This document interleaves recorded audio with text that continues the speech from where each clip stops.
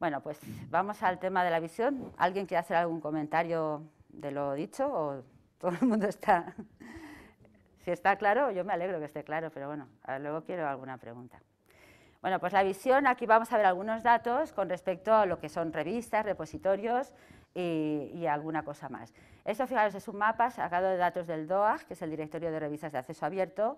El color más intenso en rojo significa un mayor número de revistas. Hay que tener en cuenta la limitación de este directorio, que actualmente tiene 10.000 y pico revistas.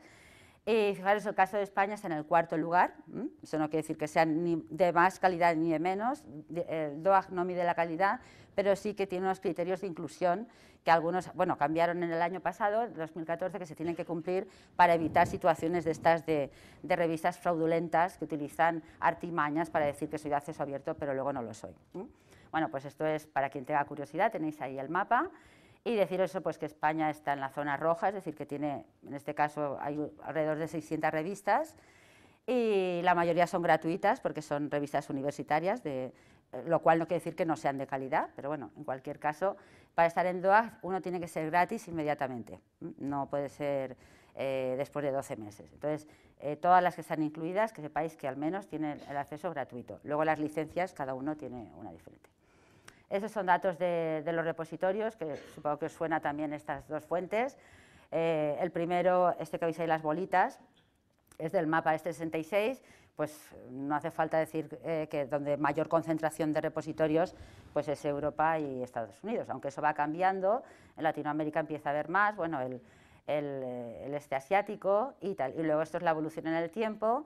Y pues eso, hay un crecimiento, digamos, sostenido hasta que, bueno, imaginaos que todo el mundo tuviera ya su repositorio, ya sería una meseta.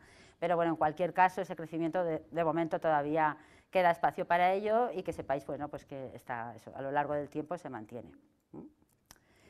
Luego el tema de datos. Hay una definición que tenéis aquí, que para que sea un dato abierto tiene que ser accesible. Obviamente, si no está accesible, ya el calificativo de abierto ya huelga. Que sean reutilizables, lo mismo, si yo puedo verlos pero no los puedo reutilizar, tampoco me sirven de mucho.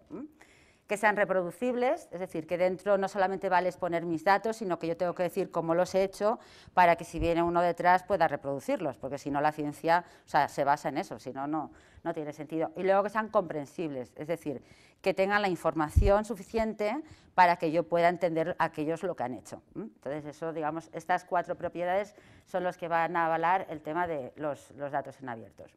Y eso son 4 declaraciones, yo esto lo pongo porque siempre es conveniente tener alguna información cuando uno se dirige sobre todo a autores, darle argumentos, luego ya cada uno que haga con ello lo que quiera. Entonces, estos son de unas entrevistas que hicieron a los autores que veis ahí, que tienen que ver con los datos en abiertos, y entonces, bueno, yo os he extraído algunas frases.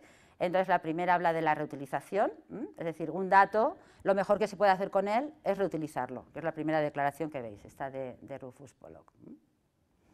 Luego, si el dato es visible, seguramente va a tener más relevancia o potencialmente puede ser utilizado y también puede ser citado. Veremos que también se pueden citar los datos. Luego, puede ser un motivo de reconocimiento, que eso es importante. Si los datos no tienen tanta aceptación entre la comunidad científica es en parte porque esa vía de reconocimiento todavía no está muy extendida. Y luego, claro, si no está la vía del reconocimiento, la incentivación seguramente tampoco existe. Entonces, para poder, digamos, colaborar en que eso sea una realidad, pues tú tienes que incentivar y reconocer. Porque hay gente que dice, bueno, es que yo, vale, lo puedo hacer por libre iniciativa, pero también está bien que mi institución me reconozca el hecho de que yo esté compartiendo eso. Bueno, pues estos son 4 argumentos que los podéis utilizar también.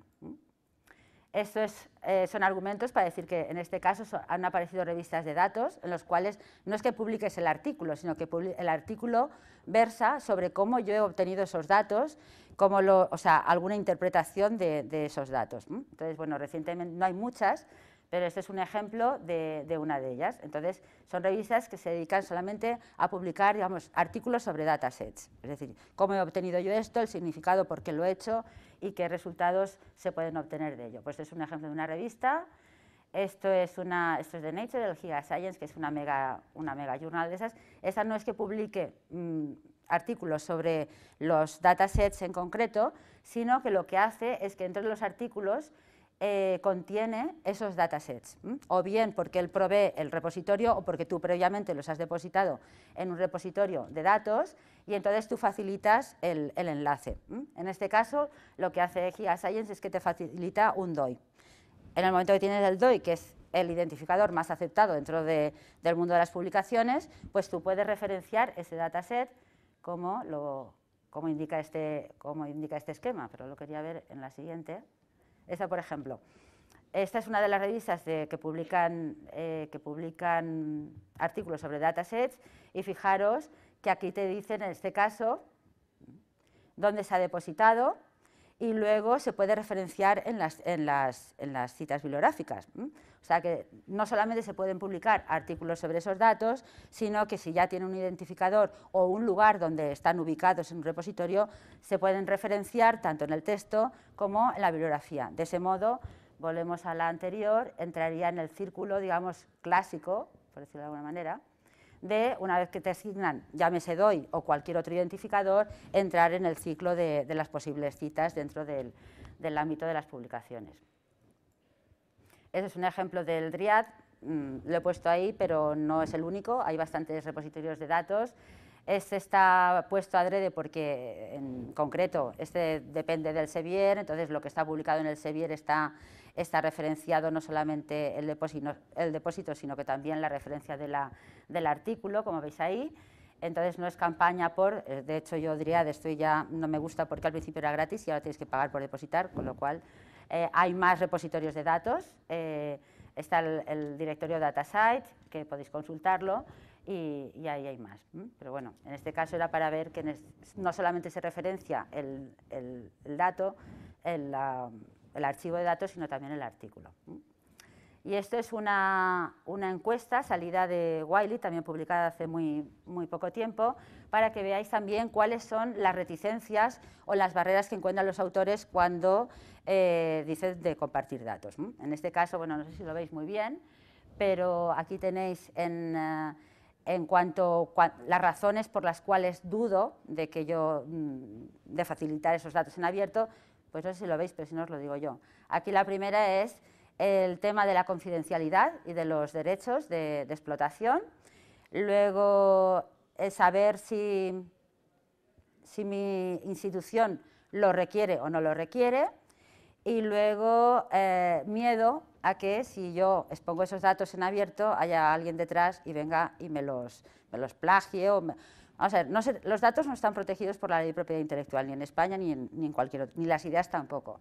Entonces, cuando dice, es que me van a copiar los datos no te los van a copiar, pueden utilizarlos y lo que sí que tienen que hacer es agradecer que esos datos, que eso antiguamente se hacía, cuando alguien, incluso, por ejemplo, solicitaba un cultivo o una cepa de bacterias, lo digo por ejemplo en el caso de alimentos, pues tú le escribías al autor y decías, oiga, mire, usted me daría una muestra de eso que no hay manera de conseguir y tal, pues sí, yo se la facilito, le mando el DHL, usted me paga el envío y ya está, ¿no? Bueno, pues entonces eso que ya se hacía y la gente lo que hacía es agradecer que fulanito me ha provisto, o bien hablo de cultivo por decir una cosa, pero un ejemplo, pero también el caso de, pues mira, envíame los datos de esto porque a mí no me cuadran, entonces quiero verificarlos. Entonces, algo que digamos que es una cosa intrínseca a la ciencia, el compartir esas experiencias, pues ahora la gente, claro, con las facilidades que ofrece Internet, dice, es que me van a plagiar los datos. Los datos no te los van a plagiar, porque lo que te pueden plagiar es el producto final, lo que tú redactas. Las ideas y los datos no son, digamos, no puedes denunciar que te han plagiado. Te puedes denunciar es el documento donde plasmes, análisis de datos, etcétera. Pero lo único que tienen que hacer es agradecer que esos datos han sido obtenidos por Pepe Martínez y colaboradores. Entonces, esas reticencias son subsanables si el científico, digamos, obrará éticamente. Es decir, si yo utilizo tus datos, digo que en tal repositorio están esos datos y que han sido facilitados con este permiso u otro a través de los autores. Y luego, las motivaciones, y estas serán las reticencias, por las motivaciones, también si no las veis os lo digo. Una es la de la institución me lo requiere, no sé si esta es la segunda, tampoco es que lo vea yo muy bien. Y luego para incrementar, en pequeñito se ve bien, pero al ampliar se ve mal, para incrementar pues, esa visibilidad en mi trabajo. A través de compartir esos datos, la gente puede saber qué es lo que estoy haciendo y cómo lo estoy haciendo. Bueno, ahí tenéis esto es una imagen, o sea, es un JPG que lo podéis consultar y bajar, incluso si podéis hacer un póster para decir, oye, pues mira, esos son de los que contestaron a la encuesta, los países que comparten, o sea, que dijeron compartir datos, pues fijaros, pues están los países de mayor productores, también Estados Unidos, Europa, Alemania, etcétera. Y luego hay otra cosa que ya os lo he comentado antes, no solamente en las empresas que dan servicios, pero hay una figura y además bastante reclamada, no sé si aquí hay informáticos también, ¿tenemos informáticos aquí? No hay informáticos. Bueno, no hace falta ser informáticos, uno puede ser de cualquier disciplina y optar por la formación en datos, en tratamiento de datos. Entonces, hay una demanda alta de lo que se llaman los científicos de datos, para tratar datos, para hacer gestión de datos, para planificar ese plan de gestión de datos que nos va a pedir luego la Comisión Europea, etcétera. Bueno, pues estos son datos sacados sobre la demanda de los científicos de datos. Y fijaros que después de los diseñadores de vídeos, de juegos de vídeos, pues viene, bueno, dentro de la categoría que han cogido aquí, una demanda alta de científicos de datos, o de tratadores, vamos a llamar así, tratadores de datos, o bien que gestionan los datos, qué datos vas a obtener, por dónde los vas a llevar, si hay que hacer algún tipo de análisis, cómo los vas a preservar, etcétera, que es un poco lo que Europa luego nos va a pedir también si obtenemos un proyecto europeo y estamos dentro de las áreas suyas.